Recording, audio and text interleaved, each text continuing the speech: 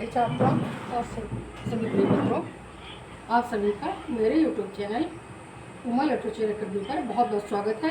नमस्कार, अभिनंदन है। तो हम इस समय मंदिरों की श्रृंखला पढ़ रहे हैं। कला के अंतर्गत क्लास में हमने देखा कि हमारे देश में 3 मुख्य शैलियों के आधार पर मंदिर बने थे। उत्तर भारत में नागर शैली, दक्षिण भारत में द्रविड़ शैली और उत्तर और दक्षिण के मध्य में जो क्षेत्र पड़ता है वहाँ पर चालुक्य शासकों द्वारा बनवाई गई बेसर या खच्चर शैली का प्रादुर्भाव हुआ। तो अत्यंत ही सुंदर मंदिर हमारे देश में निर्मित हुए। अभी हम नागर शैली का मंदिर उत्तर भारत का पढ़ रहे हैं। इसकी शैली है नागर शैली। नागर शैली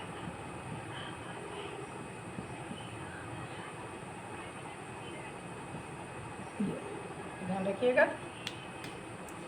तो कंदरिया महादेव मंदिर आज हम पढ़ेंगे और ये हम जानते हैं कि चंदेल राजाओं द्वारा बनवाए गए थे ये मंदिर। और बहुत सारे मंदिर उन्होंने बनवाए। निनौरा झील के किनारे किनारे चंदेल राजाओं ने बहुत सारे मंदिर बनवाए, जिनमें सर्वाधिक प्रसिद्ध मंदिर कंदरिया महादेव का मंदिर है। इसी के बारे में आज हम चर्चा करेंगे। बाकी हम आपको पहले बता चुके हैं पहले के एपिसोडों में कि उत्तर भारत के प्रसिद्ध मंदिर और कौन कौन से हैं, दक्षिण भारत के प्रसिद्ध मंदिर कौन कौन से हैं और बेसर शैली में कौन कौन से मंदिर फेमस हैं या प्रसिद्ध हैं हमारे देश में। तो इन सब में भी प्रमुख स्थान रखने वाला चंदेल कला के अंतर्गत आता है ये कंदरिया महादेव मंदिर। जानते हैं विद्याधर चंदेल, गंध चंदेल, विद्याधर चंदेल, धनु चंदेल आदि महान राजा हुए चंदेल वंश में, जिन्होंने बनवाया। ये विद्याधर चंदेल का बनाया मंदिर है समझकर। तो इनका निर्माण काल में हम बता चुके हैं कि 950 से 1050 ईस्वी के बीच लगभग मनाया जाता है। पर बहुत से विद्वान इसको 11वीं शताब्दी के पूर्वार्ध उत्तरार्ध में को चंदेलों के उत्कर्ष का समय मानते हैं, क्योंकि पूर्वार्ध उनका संकट का समय था और उत्तरार्ध में उन्होंने अपने क्षेत्र में निनौरा झील के किनारे खजुराहो नामक स्थान पर, ये खजुराहो का है मंदिर, यहाँ पर उन्होंने बहुत सारे मंदिर बनवाए जो हिंदू धर्म, जैन धर्म आदि से ताल्लुक़ रखते हैं। ये है खजुराहो के मंदिर। खजुराहो जो मध्य प्रदेश के छतरपुर जिले में पड़ता है, खजुराहो क्षेत्र ये मध्य प्रदेश के छतरपुर जिले में खजुराहो नामक स्थान है। आज भी फेमस है और आज भी ये मंदिर अपने वैभव के साथ खड़ा हुआ है। खजुराहो महोत्सव हमारी सरकार द्वारा मनाया जाता है और यहाँ पर बड़े बड़े कलाकार, बॉलीवुड से भी बड़े बड़े कलाकार, नृत्यांगना आदि नृत्य करने आते हैं और उस महोत्सव से हमारी सरकार को काफ़ी ज़्यादा फ़ायदा होता है। उसका वित्तीय फ़ायदा बहुत ज़्यादा होता है। तो इन मंदिरों के रखरखाव से ये होता है। तो इनके बारे में आज हम बात करेंगे। कंदरिया महादेव मंदिर जो कि पश्चिमी वर्ग के मंदिर समूह में लगभग 1 दर्जन मंदिर हैं, जिसमें शैव वैष्णव धर्म से संबंधित मंदिर 2 पंक्तियों में स्थित है। पश्चिमी पंक्ति में स्थित कंदरिया महादेव का मंदिर अपने वर्ग में ही नहीं बल्कि खजुराहो के समस्त मंदिरों में भव्यतम माना जाता है। रचना और योजना, आकार और दर्शन, प्रभाव और गांधीर्य सभी दृष्टियों से यह मंदिर अप्रतिम है। ऊंचे अधिष्ठान पर स्थित इस मंदिर से, इसका अधिष्ठान बहुत ऊंचा है, काफ़ी ऊंचा है, लगभग 9 फुट ऊंचा है इसका। तो इस ऊंचे अधिष्ठान, पहले हमने अधिष्ठान शब्द लिखा हुआ है, पर स्थित इस मंदिर से स्थानीय स्थापत्य कला का हमें पूर्ण परिचय मिल जाता है। 109 फुट लंबा ये पूरे मंदिर की ऊंचाई है। एक ऊंचाई लंबाई चौड़ाई है 109 फुट लंबा, 60 फुट चौड़ा। और यह मंदिर भूमि तल से, अगर हम ज़मीन से इसका देखें, ये अधिष्ठान से इसकी ऊंचाई बताई गई है। अगर पृथ्वी से इसकी, ज़मीन से इसकी ऊंचाई नापी जाए तो 116 फुट तथा अधिष्ठान से 88 फुट ऊंचा होता है। ऊंचाई में ये 88 फुट ऊंचा मंदिर है और भूमि से 116 फुट इसकी ऊंचाई बनती है। ऊंचा अधिष्ठान और शिखर पर ऊर्ध्वमुखी दोहरी मेहराबें, इसका जो शिखर बना है उसके चारों तरफ अंग शिखर घिरे हुए हैं, दोहरी मेहराबें लगी हुई हैं जिससे इसका स्वरूप बहुत ही भव्य बन पड़ता है। ये इस मंदिर की विशेषता है। अधिष्ठान पर स्थित जंघा भाग, जंघा मतलब अर्थात जो नीचे का भाग है, जो चबूतरा है, अधिष्ठान है, अधिष्ठान चबूतरे को कहते हैं, तो उस पर स्थित भाग को जंघा भाग कहा जाता है। जंघा भाग 5 भागों में बटा हुआ है और इसका आधार और 2 बंध 3 अलंकृत मूर्तियों की पंक्ति को व्यक्त करते हैं।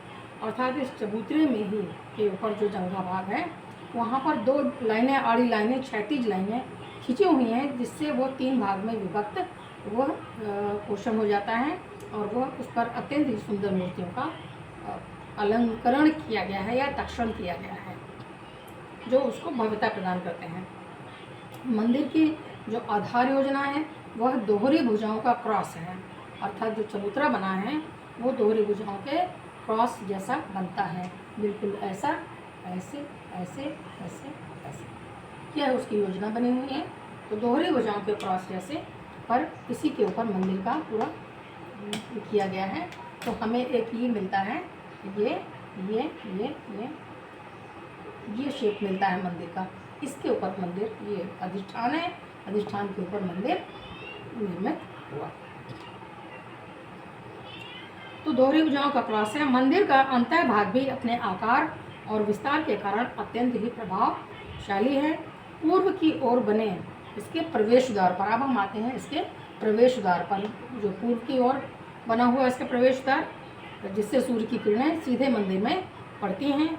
तो यह प्रवेश द्वार सोपान के द्वारा पहुंचा जाता है। इस प्रवेश द्वार के लिए इस चबूतरे से ऊपर सीढ़ियाँ गई हैं, जिससे उसके प्रवेश द्वार पर पहुंचा जाता है, अर्थात काफ़ी ऊंचाई पर ही मंदिर बना हुआ है।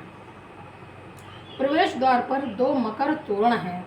तोरण अर्थात दरवाजे पर जैसे हम बंधन वार लगाते हैं, वैसे ही यहाँ पत्थरों से मकर की तरह, मकर की तरह शेप में 2 तोरण बनाए गए हैं। ऐसे तोरण बनाए गए हैं जिनमें 2 मकर लगता है, एक दूसरे से मुंह जोड़े बने हुए हैं, जो विभिन्न प्रकार की आकृति से अलंकृत भी हैं। प्रवेश द्वार से आयताकार अर्धमंडप में, अर्धमंडप है, अर्धमंडप हमेशा आयताकार होता है। एक बड़े हॉल को अगर आप आधा काट दें तो वो अर्धमंडप हो जाता है। तो जैसे बरामदा होते हैं भवनों में, वैसे ही यहाँ पर मंदिरों में अर्धमंडप होते हैं। तो जो प्रवेश द्वार से हम प्रवेश करते हैं तो हम सीधे अर्धमंडप में पहुँचते हैं।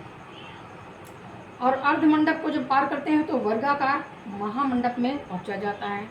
मंडप के दोनों ओर निकले हुए, अब हम वर्गाकार हॉल में पहुँच गए हैं, जिसे मंडप कहते हैं।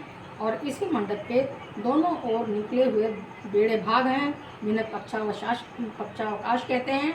और जब बेड़े भाग या पक्षावकाश के कारण ही ये मंडप महामंडप का रूप धारण कर लेता है। इसे पक्षावकाश में गवाक्ष या खिड़कियाँ बनी हुई हैं, जालियाँ बनी हुई हैं। महामंडप की छत समान केंद्रित जटिल वृत्तों से अलंकृत है। अब जो महामंडप है इसकी छत, ये हमने कहा कि समान केंद्रित जटिल वृक्ष, आपको याद होगा बचपन में आप कैसे बनाते थे, एक छोटा सा वृत्त बनाते थे गोला प्रकार से, फिर उसमें एक ऐसे वृत्त बनाते थे, फिर वहाँ से एक ऐसे वृत्त बनता था, फिर वहाँ से एक वृत्त बनता था, फिर वहाँ से एक वृत्त बनता था, फिर वहाँ से एक वृत्त बनता था। तो इस तरह समान केंद्रित, मतलब जिनके केंद्र समान है, एक बराबर गोलों से महामंडप की छत में ऐसी नक्काशी की गई है जो दिखाई पड़ती है, जो समान केंद्रित जटिल वृत्तों से सजाए गए हैं। महामंडप की छत 4 स्तंभों पर आधारित है, जो नीचे से चौकोर हैं तथा ऊपर जाके 8 कोण अष्टकोणीय बन गए हैं। उन पर आधारित छत, अब अष्टकोणीय जो 4 स्तंभ हैं, उसके ऊपर जब 8 कोण के छत बनते हैं तो आपस में एक दूसरे को एक गोल वितान, छाते जैसा आकार बनाते हैं, प्रकट करते हैं। तो छत एक गोल वितान के समान होती है, प्रतीत होती है। अर्धमंडप से मंडप और मंडप से फिर अंतराल। अंतराल एक छोटा सा भाग होता है, या एक कमरा हो सकता है, वो एक हॉल हो सकता है, या एक केवल दरवाज़ा हो सकता है गर्भगृह में जाने के लिए। तो अंतराल और अंतराल से गर्भगृह, यहाँ पर सभी भाग, अंतराल, गर्भगृह, ये सभी पोषण यहाँ पर कंदरिया महादेव मंदिर में बनाए गए हैं। तो यह क्रमशः एक दूसरे से ऊंचे होते गए हैं। अर्थात प्रवेश द्वार तो अधिष्ठान है, अधिष्ठान के ऊपर प्रवेश द्वार है, ये भी ऊंचाई पर बना हुआ है। इससे भी ऊंचाई पर अर्धमंडप बनता है, अर्धमंडप से भी ऊंचाई पर महामंडप की छत है या महामंडप का फर्श है, और उससे भी ऊंचाई पर ऊपर की तरफ अंतराल जाता है। अंतराल के बाद पीछे जो गर्भगृह आता है, जहाँ पर देवताओं की मूर्ति होती है, संबंधित देवता की मूर्ति लगी होती है, वह सबसे अधिक ऊंचाई पर बना हुआ है। ये क्रमशः ऊंचे होते गए हैं। अर्धमंडप ये इनमें मंदिर के जिन पर सोपानों के द्वारा या सीढ़ियों के द्वारा पहुंचा जाता है, प्रत्येक भाग पर मंदिर के प्रदक्षिणा पथ, अब मंदिर के चारों तरफ प्रदक्षिणा पथ के लिए भी जगह बनाई गई है। तो मंदिर के प्रदक्षिणा पथ में भी दोनों ओर गवाक्ष युक्त अर्थात खिड़कियों से युक्त पक्षावकाश हैं, बेड़े भाग ऐसे निकाले गए हैं जिससे वो और भी चौड़े प्रतीत होते हैं। और तथा पीछे की तरफ भी पृष्ठभाग में भी एक गवाक्ष है या जालीदार खिड़की है। इस प्रकार की व्यवस्था से संपूर्ण मंदिर, संपूर्ण प्रदक्षिणा पथ में प्रकाश पहुंच जाता है, कहीं कोई अंधेरा नहीं लगता है, सूर्य की रोशनी हर जगह वहाँ पर पहुंच जाती है। गर्भगृह एक, अब गर्भगृह चर्चा करते हैं। गर्भगृह एक वर्गाकार प्रकोष्ठ या कमरा है जिसमें ब्रह्मा और विष्णु की मूर्तियों के मध्य में 7 संगमरमर का शिवलिंग स्थापित है, अर्थात बीच में संगमरमर का शिवलिंग है, दाएं और बाएं उनके ब्रह्मा और विष्णु की मूर्तियां भी लगी हुई हैं। गर्भगृह के द्वार में 7 शाखाएं हैं जिन पर फूल पत्ती का अलंकरण है, और उनके निम्न भाग में इस द्वार के ही चौखट के द्वार के आजू बाजू मकर वाहिनी गंगा और कूर्म वाहिनी यमुना का अंकन किया गया है, स्थित हैं। हम जानते हैं कि गुप्त काल से ही इनका कला में उपयोग होने लगा था, गंगा और यमुना का अपने अपने वाहनों के साथ। गर्भगृह के ऊपर एक शिखर है जो चारों ओर से अंग शिखरों से घिरा है, अर्थात केवल एक शिखर का शिखर नहीं है इस मंदिर का, बल्कि उस शिखर में भी अनेक शिखर चारों तरफ से उसके अंग के रूप में चिपकाए गए हैं, बनाए गए हैं।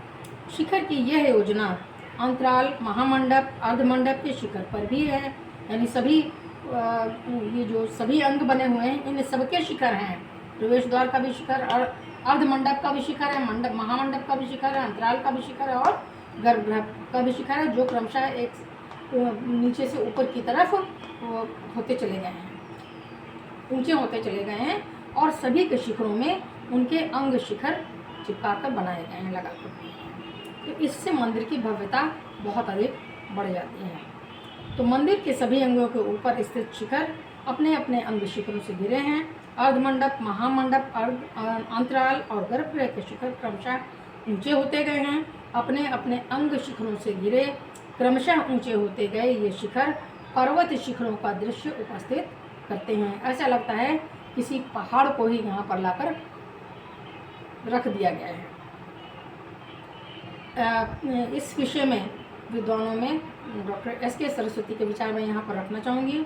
उनका कहना है कि धर्म ग्रंथों के अनुसार शिव का निवास कैलाश पर्वत है, और इस शिव मंदिर की बाह्य रचना पर्वत शिखरों का ऐसा वास्तविक रूप प्रस्तुत करती है जिसे देखकर ये कहा जा सकता है कि मनुष्य ने श्रम पूर्वक अर्थात मेहनत से अपने उपास्य गिरीश्वर शिव के लिए उपयुक्त देवालय का निर्माण किया है।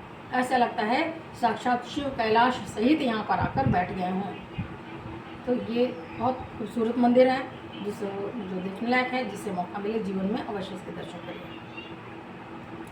अब शिखर को छोड़कर संपूर्ण मंदिर विभिन्न प्रकार की मूर्तियों से अलंकृत है। यहाँ ये खास बात ध्यान देने की है कि खजुराहो की मूर्तियों में मंदिर के बाहरी भाग अत्यधिक मूर्तियों से अलंकृत किए गए हैं। मंदिर की दीवारों का चप्पा चप्पा अंदर और बाहर दोनों ओर से अत्यधिक कलात्मक है। मंडप और अंतराल की छतों पर उत्कीर्ण वृत्त एक के ऊपर एक बने अत्यंत सुंदर प्रतीत होते हैं, अर्थात सभी छतों पर वृत्तों से उनका अलंकरण किया गया है। स्तंभों पर आधारित अष्टकोण खंडों पर उत्कीर्ण बौने यक्ष बनाए गए हैं तथा स्त्रियों की मूर्तियां अत्यंत ही आकर्षक उकेरी गई हैं। गर्भगृह के द्वार पर पुष्पबेल और तपस्वी पुरुषों का अंकन अत्यंत स्वाभाविक है। गर्भगृह की बाहरी भित्तियों पर 3 शोभा पट्टियों का अलंकरण है, जिनमें देवी देवता यक्ष किन्नर तथा आलिंगनबद्ध युगलों का अंकन है।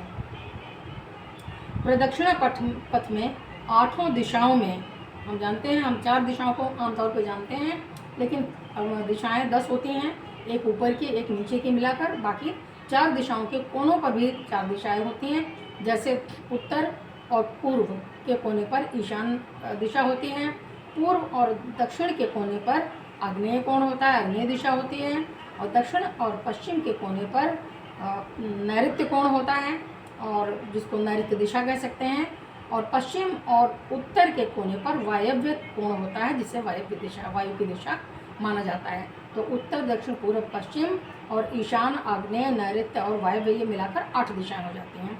और 9वीं दिशा ऊपर आकाश की तरफ होती है, और 10वीं दिशा पृथ्वी की तरफ होती है। इस प्रकार 10 दिशाएं होती हैं, और हम लोग आमतौर पर, बच्चों आप लोग 4 ही दिशाओं का नाम जानते हैं, पर अभी ये 8 दिशाएं मैं बात कर रही हूँ। 8 दिशाओं में अर्थात प्रत्येक दिशा के दोनों कोण जहाँ पर मिलते हैं, उन कोनों के बीच में भी एक दिशा होती है, तो 8 दिशाएं हो जाती हैं। तो प्रदक्षिणा पथ में 8 दिशाओं में अधिष्ठाता देवों की मूर्तियां हैं, यानी जिस जिस दिशा के जो जो देवता हैं वहाँ उनकी मूर्ति बनाई गई है, तथा 2 शोभा पट्टियों पर अन्य मूर्तियां अंकित हैं। मंदिर की बाह्य भित्तियों पर भी 3 पंक्तियों में मूर्तियां उत्कीर्ण हैं। संपूर्ण मंदिर पर 200 से अधिक मूर्तियां बनाई गई हैं, अधिक मूर्तियों का निर्माण हुआ है। अब खजुराहो का कंदरिया महादेव का यह मंदिर भारतीय स्थापत्य के कार्य व्यापार की अंतिम स्थिति को प्रस्तुत करता है, अर्थात कला का कोई भी इसमें, मतलब अपने चरमोत्कर्ष को इसकी कला पहुंच गई है, कोई भी अंग अछूता नहीं रह गया है। यह एक विकासवादी योजना की सफल पूर्णता है। इसकी भव्यता और पूर्णता अत्यंत प्रभावशाली है। वस्तुतः यह खजुराहो के उत्कृष्ट वास्तु का प्रतिनिधि नमूना है। तो इसे बहुत सारे विद्वानों ने इस मंदिर की, इस मंदिर की कला की भूरी भूरी प्रशंसा की है। स्टेला क्रैमरिश जो कला की ज्ञाता हैं, उन्होंने कहा है कि आधुनिक कलाविदों ने इस मंदिर की जो अपरिमित प्रशंसा की है, यह उसके सर्वथा योग्य है। अब यहाँ पर थोड़ा कुछ और देख लेते हैं कि खजुराहो के मंदिर अपनी बाह्य रचना के कारण ही नहीं, बल्कि दीवारों पर उत्कीर्ण मूर्तियों के कारण भी बहुत प्रसिद्ध है। खजुराहो के मंदिर में प्राप्त मूर्तियों को अनेक वर्गों में बांटा जा सकता है। तो इसमें प्रथम वर्ग में गर्भगृह में प्रतिष्ठित देव प्रतिमाएं आती हैं, जो प्रतिमा विज्ञान के लक्षणों से युक्त अत्यंत सुंदर हैं, सभंग मुद्रा में स्थित हैं और प्रभामंडल युक्त हैं। दूसरे वर्ग में परिवार पार्श्व और आवरण देवता आते हैं, जो बाहरी दीवारों या आलों में बने हुए हैं। ये अत्यंत सुंदर मानव कृतियाँ हैं, जिन्हें मूर्ति शास्त्र के लक्षणों से पहचाना जा सकता है कि वे विद्याधर, गंधर्व, दिक्पाल, नाग, भूतगण आदि हैं। और तृतीय वर्ग में अप्सराओं और देव सुंदरियों की प्रतिमाएं बनाई गई हैं। इनमें उच्च कोटि के मानवीय सौंदर्य भावों का अंकन हुआ है। ये मूर्तियां अनेक आकर्षक भंगिमाओं और मुद्राओं में तथा वाद्य यंत्रों को बजाते हुए, नृत्य करते हुए, स्नानोपरांत अर्थात स्नान के उपरांत केश पोंछते हुए तथा पशु पक्षियों के साथ खेलते हुए या बातें करते हुए बनाई गई हैं। इन मूर्तियों में भारतीय साहित्य में वर्णित नायिकाओं के समस्त भेद प्रदर्शित किए गए हैं। चौथा वर्ग में दैनिक जीवन से संबंध रखने वाले पारिवारिक, सामाजिक, राजनीतिक दृश्य आदि हैं। इन दृश्यों से तत्कालीन जीवन का हमें परिचय मिल जाता है कि उस समय समाज कैसा रहा होगा। जैसे वेशभूषा, प्रसाधन, नृत्य और गायन, सेना, प्रयाण, आखेट आदि के चित्र या मूर्तियाँ ऐसी बनी हुई हैं। इस वर्ग में कुछ ऐसी मूर्तियों को भी रखा जा सकता है जो देखने में थोड़ी अश्लील लगती हैं। तो यहाँ पर कृष्णदत्त वाजपेयी ने इन्हें उद्दाम श्रृंगार की जीती जागती तुतलिकाएँ कहा है। ये श्रृंगारी मूर्तियाँ संभवतः कौल कपालिकों या वामाचारियों के तांत्रिक प्रभाव की द्योतक है मानी जाती हैं। इन मूर्तियों में स्त्री पुरुषों को विभिन्न कामशास्त्रीय आसनों में दिखाया गया है। विद्वानों ने इसके संबंध में तमाम मत व्यक्त किए हैं। एक विचारधारा कहती है कि आत्मा और परमात्मा के सम्मिलन के द्योतक हैं। दूसरी विचारधारा कहती है कि इस प्रकार की मूर्तियों के कारण मंदिर बिजली गिरने से बचा रहता है।